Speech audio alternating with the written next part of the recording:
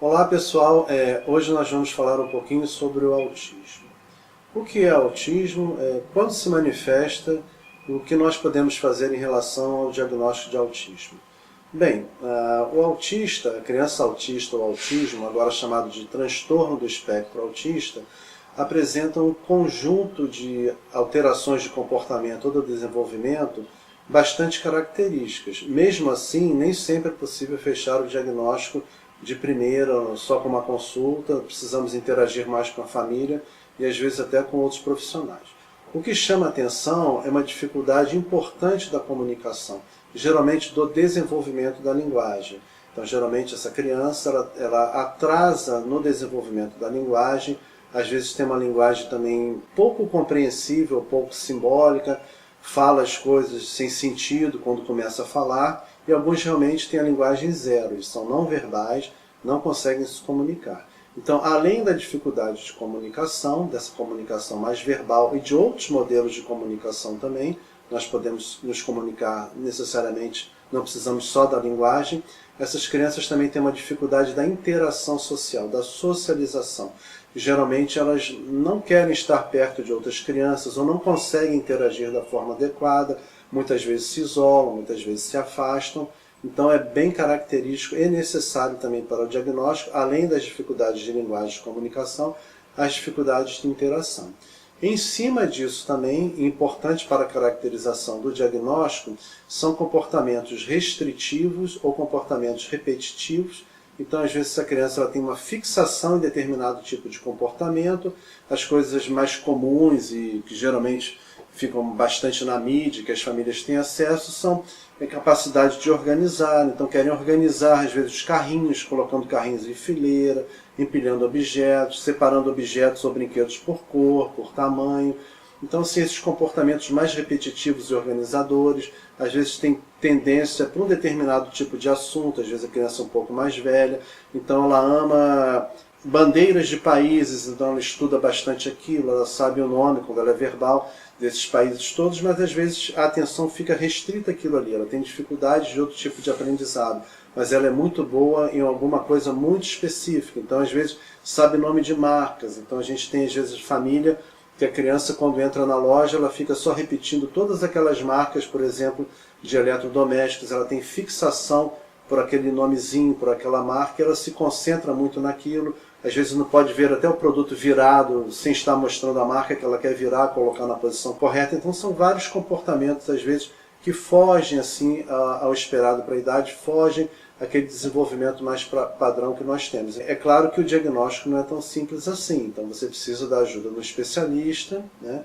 Essas manifestações são precoces, algumas crianças começam falando e às vezes por volta de 1 ano e 10 meses, 2 anos elas regridem, isso é um sinal importante para as famílias, mas sempre que na dúvida, principalmente nessa parte da linguagem, o ideal é procurar já o pediatra, para que o pediatra tome a providência de encaminhar para outro especialista ou não.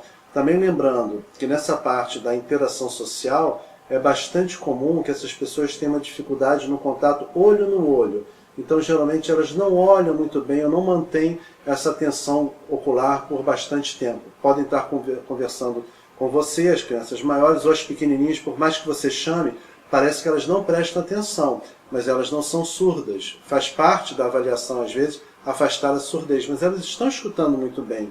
Quando tem, às vezes, um programinha da TV que ela gosta, no outro cômodo, bem baixinho, ela sai correndo. Então ela escuta. Mas, geralmente, para a família, parece que ela não presta atenção e ela não responde. Então, muitas vezes, o contato ocular está disperso. Ela passa por você, mas ela não fixa, ela não presta atenção. Algumas vezes também tem movimentos repetitivos, que são as estereotipias, quando ela está mais eufórica com alguma coisa, mais ansiosa, mais comum bater de mãos, algumas crianças também pulam.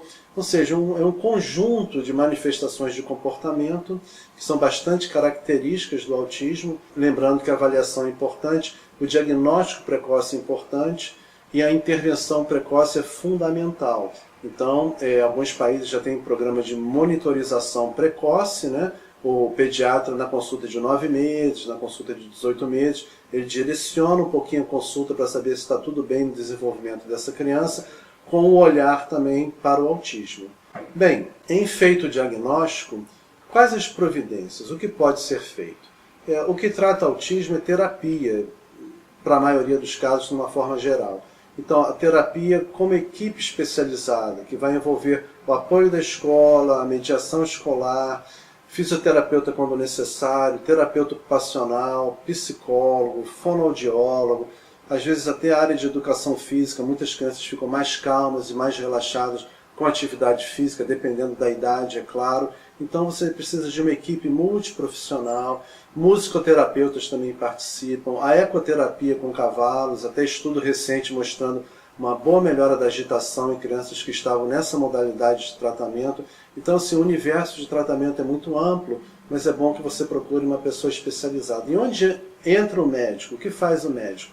O médico, além de esclarecer o diagnóstico, ele vai fazer algumas investigações secundárias. Às vezes faz-se necessário um eletroencefalograma ou um exame de imagem, pode ser uma tomografia, uma ressonância.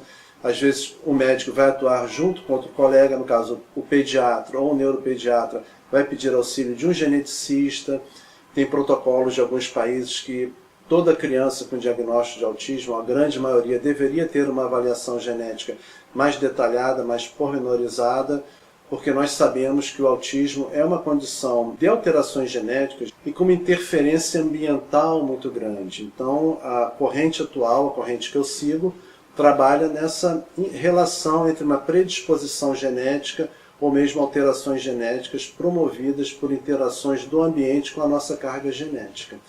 Então, feito o diagnóstico, nós precisamos do auxílio da equipe, precisamos do médico que acompanhe, e no caso da abordagem na nossa clínica, nós também procuramos dar essa abordagem mais ambiental, porque várias situações do ambiente, alimentos, sons, estrutura do quarto, do domicílio, cheiros, etc., produtos de limpeza, tudo isso pode afetar como uma criança autista funciona, né? No caso, para pior, e se você organizar bem toda essa informação, ela vai funcionar melhor.